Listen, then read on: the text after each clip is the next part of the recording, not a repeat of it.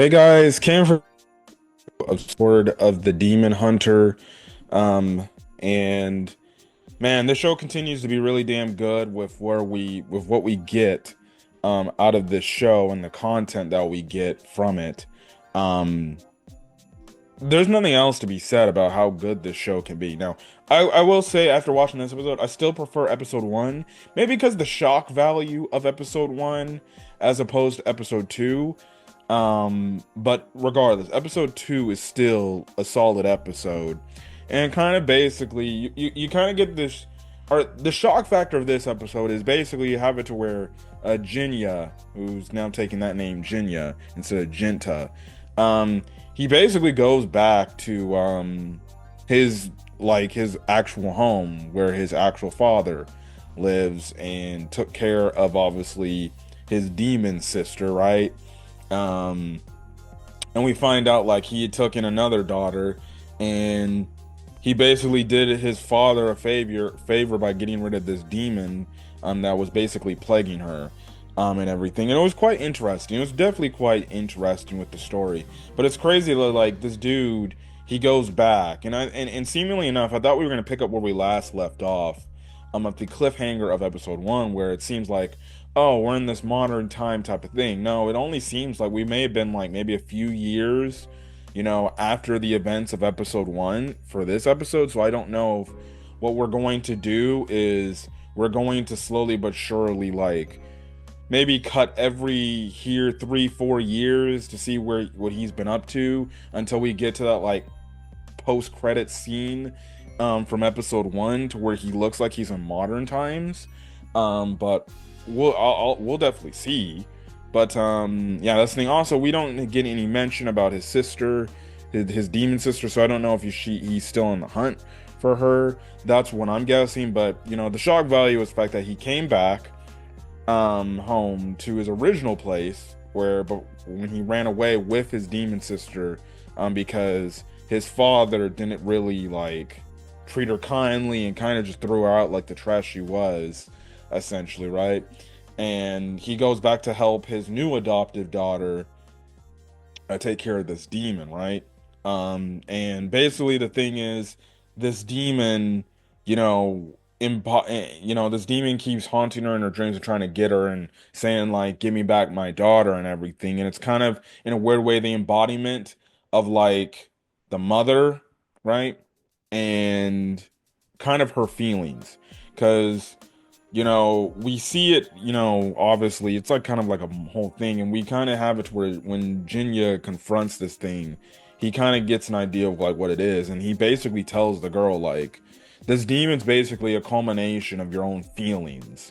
Your feelings, the fact of you not feeling like obviously your father, you don't think he's your actual father, right?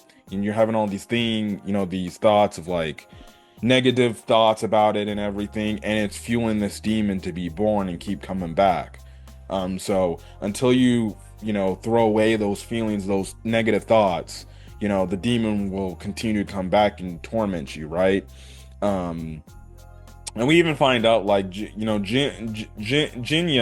basically talks about how demons obviously like reproduce and come into creation. So like one of them, like just off straight off negative emotions, demons can form, which I think that's a new thing for like a demon show we've ever seen. Typically they just come out of thin air or anything, right?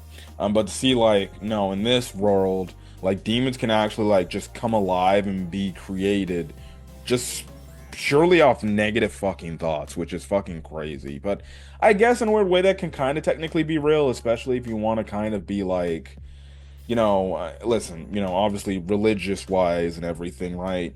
I know I'm a religious person. I believe in God and everything because my religion is Christianity, right? So I guess in a weird way, negative thoughts can bring upon the start of demons, essentially, because when you think negative things, that potentially could harbor a demon within you, and everything. So, especially with the actions that you do as well, right?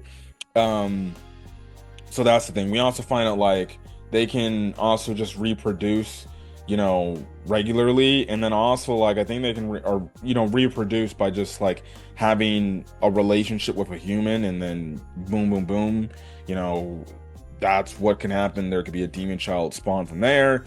Are basically, I think I forgot, there was like another thing, I forgot what it was, but he also says like, well, if a demon finds a human and like literally like, I guess, abuses them, aka using the R word. I'm not gonna say it on the video, but you get what I mean when I reference the R word. That's another way how demons can essentially reproduce, which that's fucking wild. Okay. So that's the thing. But again, like I said, I'm in my episode 1 review. It seems like some people are okay with demons because maybe they know some demons are good. So maybe for all we know, there's actually some like human and demon relationship to where it's like, hey, it's consensual and everything, and they have a child. It's just kind of kept on the down low, like, oh yeah, my kid's a demon and everything, and my wife's or my husband's a demon or something like that. But it's interesting just to see, like, Jinya tell her while holding this demon down, like, hey, are you going to give up those feelings and not recognize and just accept, what it is and look to change for the better? And at first she was reluctant to do it because she was like, I'll literally just kill myself. It means to get this demon to go away. And basically Genia's like, well, that ain't gonna solve nothing, because that's only gonna make, you know, it's only gonna make your father upset and sad and everything, that, you killed yourself because you just couldn't accept the feelings and everything. So eventually she's like, yes, go on, kill it. I'm ready to move on, past my negative emotions. And basically, Jinya basically did this as kind of a repayment to his father, even though he didn't have to do it, especially the way he treated um, his demon sister back in the past when they were kids, right?